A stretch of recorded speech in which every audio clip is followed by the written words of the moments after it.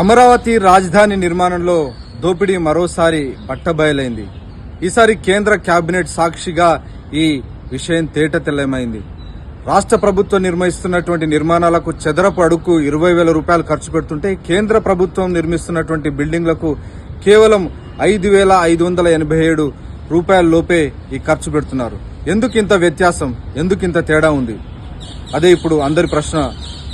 ప్రధానంగా ఈరోజు కేబినెట్ తీసుకున్నటువంటి నిర్ణయంలో అమరావతిలో కేంద్ర ప్రభుత్వ కార్యాలయాల కోసం దాదాపు 23,25,000 చదరపు అడుగులలో నిర్మాణం చేపట్టబోతుంది. ఇందుకోసం 1,299 కోట్ల రూపాయలను కేటాయిస్తూ కేబినెట్ నిర్ణయం తీసుకుంది. ఈ లెక్కన ప్రతి అడుగుకు 5,587 రూపాయలు ఖర్చు పెట్టాలని కేబినెట్ డెసిషన్ తీసుకుంది.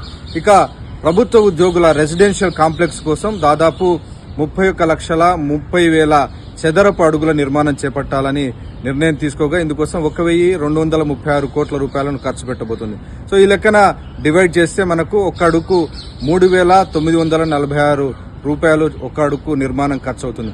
సో కేంద్ర ప్రభుత్వం రఫ్ గా 5,000 రూపాయల లోపే చదరపు అడుగు ఖర్చు చేస్తుంటే రాష్ట్ర ప్రభుత్వం చేస్తున్నటువంటి బిల్డింగ్లు సెక్రటేరియట్ గానీ, అలాగే ఇటు హైకోర్టు గానీ, అసెంబ్లీ భవనాలు గానీ, ఇతరత్ర భవనాల నిర్మాణాలకు ఏకంగా 18,000 నుంచి 20,000 రూపాయల వరకు ఖర్చు చేస్తోందని విపక్షాలు చెప్తున్నాయి. సో ఈ రోజు ఇంత డిఫరెన్స్, కేంద్ర ప్రభుత్వం 5,000 లోపే నిర్మాణాలు పూర్తి చేస్తుంటే చదరపు అడుగు రాష్ట్ర ప్రభుత్వం ఎందుకు ఇంత పెద్ద ఎత్తున ఖర్చు పెడుతుంది? ఇంత వ్యత్యాసం, ఇంత తేడా ఎందుకు ఉంది? ఖచ్చితంగా దీనికి అనేక ప్రశ్నలు, సవాళ్లు వస్తున్నాయి. దీని వెనకాల ఖచ్చితంగా రాష్ట్ర ప్రభుత్వ పెద్దల దోపిడీ, అవినీతి, అక్రమాలున్నాయని విపక్షాలు చెప్తున్నాయి. దీనికి రాష్ట్ర ప్రభుత్వం ఏం సమాధానం చెప్తుందని మనం వేచి చూడాల్సి ఉంది.